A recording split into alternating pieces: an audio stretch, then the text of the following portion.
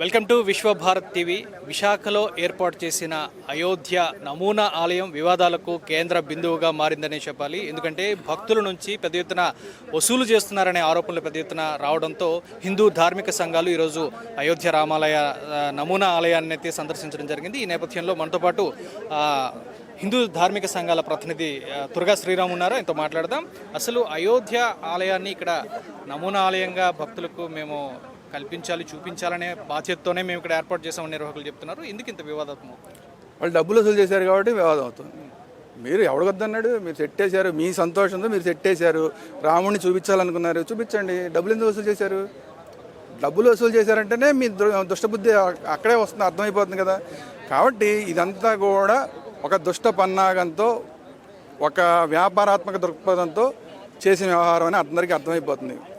అయితే దీని అంతటికి కారణం నేనేమంటానంటే వీళ్ళకన్నా కూడా ప్రభుత్వ శాఖలదే అంట. నేను ప్రభుత్వ శాఖల వాళ్ళు దీనికి ఎందుకు పర్మిషన్ ఇచ్చారు?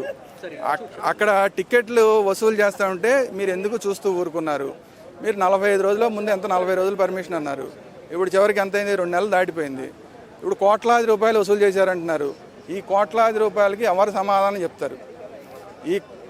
ఇక్కడ భక్తుల యొక్క విశ్వాసాన్ని మీరు వాడుకొని చీటింగ్ చేసి డబ్బులు దోచుకుపోతామంటే, ఏదో 50 లక్షలు పెట్టో సెట్ వేసేసి ఒక 10 కోట్లు దోచుకెళ్ళిపోతామంటే చూస్తూ ఊరుకోవడానికి హిందువులు పిచ్చోళ్ళ? ఇది మేము అడుగుతున్న ప్రశ్న. ఇది కాకుండా అయోధ్య రామాలయం పర్మిషన్ ఉందా మీకు ఇది వేయడానికి, సెట్ వేయడానికి? పర్మిషన్ లేకుండా మీరు అసలు ఎలా వేశారు? ఇదొక చీటింగ్ అయితే, రెండోది భద్రాద్రి రామాలయం పూజారుల్ని మీరు వాడుకున్నారు, వాళ్ళ పేరు వాడుకుని అదో చీటింగ్. సో మొత్తం అంతా కూడా ఇక్కడ చీటింగ్ వ్యవహారం నడిచింది. భద్రాద్రి రామాలయం పేరు వాడుకోవడం కానీ, లేదంటే పర్మిషన్ లేకుండా అయోధ్య సెట్ వేయడం కానీ, ఈ రెండు కూడా చీటింగ్ వ్యవహారాలు. దీని మీద పోలీసులు దృష్టి పెట్టి చీటింగ్ జరిగిందని మీరు కనుక గమనిస్తే వీళ్ళ మీద చర్యలు తీసుకోండి, అవసరమైతే అరెస్టులు చేయండి. రెండోది ఇన్కమ్ ట్యాక్స్ డిపార్ట్మెంట్ దీని మీద పూర్తిగా దృష్టి సారించాలి. ప్రతి ఒక్క పైసా కక్కించాలి. ఇది హిందువుల డబ్బు, ఎవడబడితే ఆడొచ్చి దోచుకెళ్ళిపోతామంటే చూస్తూ ఊరుకోవడానికి సిద్ధంగా లేవు. ఇన్కమ్ ట్యాక్స్ దృష్టి పెట్టి ఇప్పటిదాకా ఎన్ని కోట్లు వసూలు చేశారు, దానికి లెక్కలు చెప్పారా లేదా మొత్తం అంతా కూడా తేల్చాల్సిన అవసరం ఉంది. పోలీస్ శాఖ ఇందాకే చెప్పాను. ఈ రెండు కాకుండా జీహెచ్ఎంసీ వాళ్ళు ఎవరు పర్మిషన్లు ఇచ్చారు, ఇన్ని రోజులు ఇక్కడ ఉండడానికి ఎవరు పర్మిషన్లు ఇచ్చారు? కాబట్టి ఇమ్మీడియట్గా ఈ పర్మిషన్లన్నీ రద్దు చేసి రేపే దీన్ని డిస్మాంటల్ చేసేయండి. అవసరమైతే బుల్డోజర్లు తీసుకురండి. అయోధ్యలో ఇప్పుడు యోగి ఆదిత్యనాథ్ గారు యూపీలో ఎలా చేస్తున్నాడో అలా అవసరమైతే బుల్డోజర్లతోటి ఈ సెట్ మొత్తం తొలగించండి. మీరు తొలగిస్తే సరే, లేదంటే ఈ వ్యాపారాన్ని, లేదంటే కళ్యాణం పేరు చెప్పి భక్తులను దోచుకోవడాన్ని ఇదే విధంగా కొనసాగిస్తామంటే అయోధ్య రామాలయానికి ఎలాగ కరసేవ చేసామో ఇక్కడ కూడా కరసేవ చేసి, హిందువులుగా మేమే కరసేవ చేసి ఈ సెట్ను తొలగించాల్సి వస్తుంది. ఇంకొక విషయం చెప్తున్నాను, పివిఎన్ మాధవ్ గారు మంచి నాయకులు, ఇప్పుడు భారతీయ జనతా పార్టీ రాష్ట్ర అధ్యక్షులుగా ఎన్నికయ్యారు, మా అందరికీ మంచి మిత్రులు. వారు కూడా దీని మీద దృష్టి సారించాలి.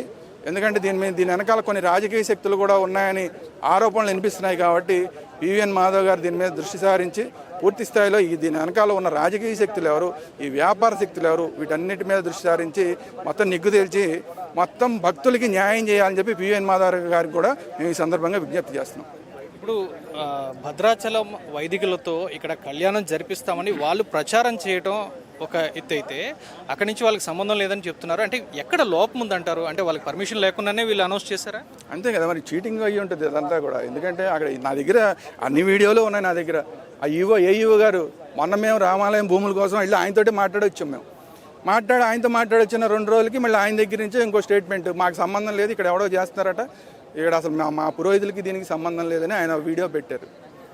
చూస్తేనేమో వీళ్ళు పాంప్లెట్లు పంచారు, ఈ పాంప్లెట్లు మా దగ్గర ఉన్నాయి, వీడియోలు పెట్టారు.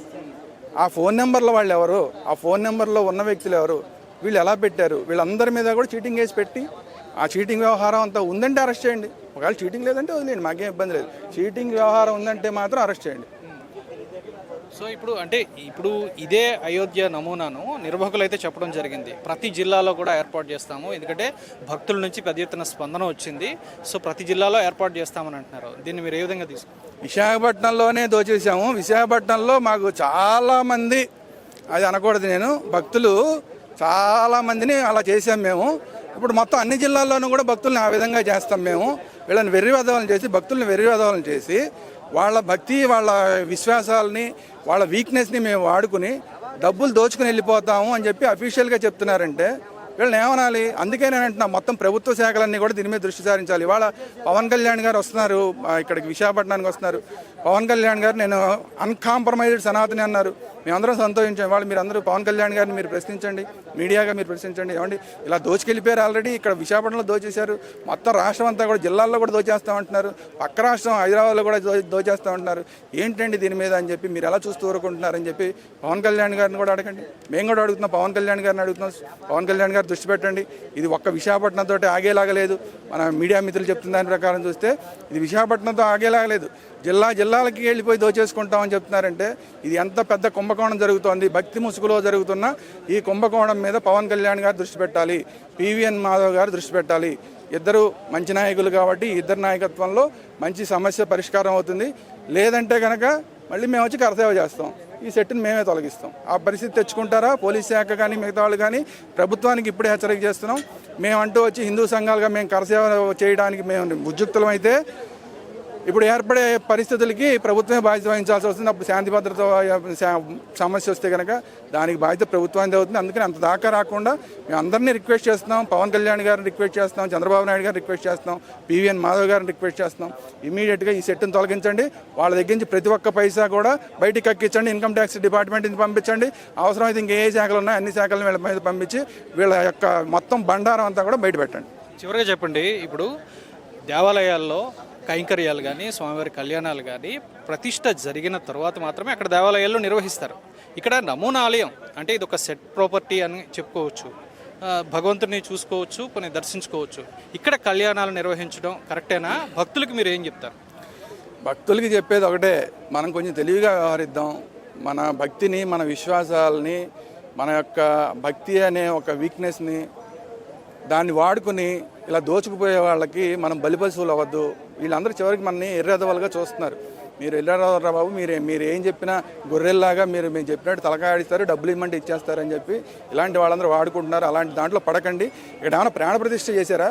అయోధ్యలో అయితే ప్రాణప్రతిష్ఠ చేశారు, మనందరం చూసాం కదా. మోడీ గారు కూర్చుని అక్కడ మొత్తం వ్యవహారం అంతా నడిపించింది మనం చూసాం కదా.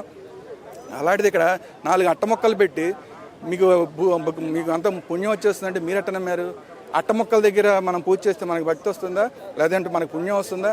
పుణ్యం భక్తి రాకపోగా ఇలాంటి క్రిమినల్స్ని, ఇలాంటి చీటర్స్ని మనం ఎంకరేజ్ చేస్తే మనకి పుణ్యం రాకపోగా పాపం వస్తుంది. ఇవాళ మనం ఇక్కడ విశాఖపట్నంలో చేసిన ఈ తప్పు వల్ల వాళ్ళు మొత్తం రాష్ట్రాన్ని దోచేసుకుంటామని చెప్పేస్తున్నారు. ప్రతి జిల్లాకి వెళ్ళి సెటిల్ వేసేస్తామని చెప్తున్నారు, పక్క రాష్ట్రానికి వెళ్ళి సెటిల్ వేసేస్తాం, మిమ్మల్ని దోచేసుకుంటామని చెప్తున్నారు. కాబట్టి మొక్కలోనే దీన్ని తుంచేస్తే మనం భక్తిగా ఉండాలి తప్ప మూర్ఖంగా ఉండకూడదు. భక్తి విశ్వాసం అవ్వాలి తప్ప అది మన వీక్నెస్ అవ్వకూడదు. అది మన బలం అవ్వాలి తప్ప మన బలహీనత అవ్వకూడదు. మన బలహీనలతో ఆడుకునే వాళ్ళకి మనం బుద్ధి చెప్పాలి. ఇక్కడ ఈ విశాఖపట్నంలో సెట్ చేసిన నిర్వాహకులందరికీ మనం ఖచ్చితంగా బుద్ధి చెప్దాం.